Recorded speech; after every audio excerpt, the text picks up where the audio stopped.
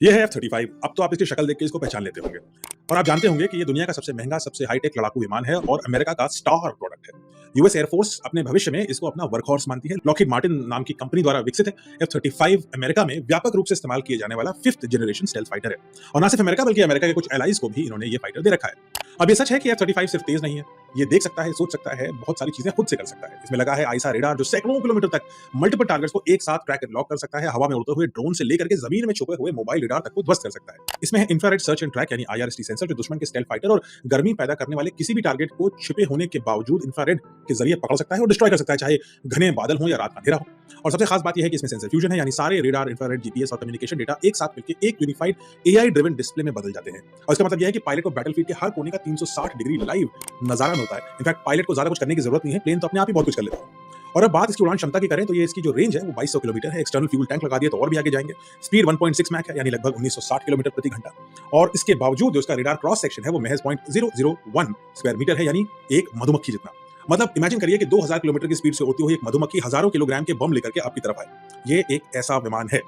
अब ऐसी कोई चीज सस्ती तो होगी नहीं, तो इसकी कीमत है $100 मिलियन प्रति यूनिट यानी 820 करोड़ रुपए का एक हवाई जहाज। हमारे तेजस से ये 3 गुना ज्यादा महंगा है। ऑन पेपर ये दुश्मनों के लिए एक अल्टीमेट वेपन जैसा लगता है। अगर इसका हम ब्रोशर बनाएं तो आपको ऐसा लगेगा कि इसके बाद तो आपको कुछ भी लेने की आवश्यकता ही नहीं है। लेकिन ब्रोशर और हकीकत में अंतर होता है। कहने को ये एक स्टार फाइटर है, लेकिन कई बार अब स्पेशली दिख रहा है कि ये स्टार फाइटर की जगह शूटिंग स्टार यानी धूमकेतु ज्यादा बन गया है। हकीकत में ये स्टार फाइटर बार बार रनवे पर पूरी दुनिया में इमरजेंसी लैंडिंग करते हुए नजर आया। ताजा मामला है जापान का, जहां ब्रिटेन द्वारा ओन्ड एक F-35B ट्रेनिंग मिशन के दौरान अचानक तकनीकी खराबी का शिकार हो गया, किसी को नहीं पता क्या हुआ।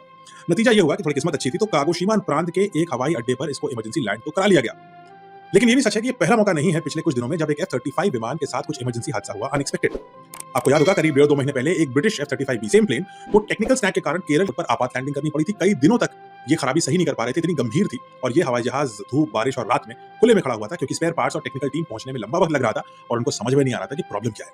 इन्हीं दोनों इंसिडेंट्स के बीच एक और F-35 जो यूएस आर्मी का था वो कैलिफोर्निया में क्रैश हो गया। उसकी किस्मत अच्छी नहीं थी, वो इमरजेंसी लैंडिंग भी नहीं कर पाया। ये सारी चीजें महज 1-2 महीने में हुई हैं और उसके बावजूद अमेरिकन गवर्नमेंट और अमेरिकन कंपनीज भारतीय वायुसेना को यही विमान बेचना चाहती हैं उसके ब्रोशर के आधार पर।